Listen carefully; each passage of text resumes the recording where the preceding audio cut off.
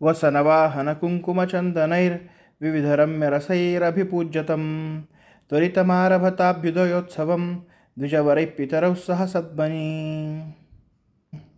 कन्येच्या वडिलांनी पितरौ म्हणजे आईवडिलांसह, ज्येष्ठांसह, द्विजवरैसह म्हणजे श्रेष्ठ अशा ब्राह्मणांसह, वसन म्हणजे वस्त्र, वाहन म्हणजे वेगवेगळ्या प्रकारची वाहने, आंदोलिका इत्यादी, कुंकुमचंदन इत्यादी द्रव्य, विविध रम्यरसैही म्हणजे वेगवेगळ्या प्रकारचे श्रेष्ठ अशी द्रव्ये, सोने, चांदी इत्यादी, म्हणजे त्या श्रेष्ठ अशा वराला, व्यंकटनाथाला अभिपूज्य पूजन करून, सद्मनी आपल्या गृहामध्ये, अभ्युदयोत्सवम म्हणजे विवाहोत्सवाला, त्वरितम लगेचच, आरभत प्रारंभ केला.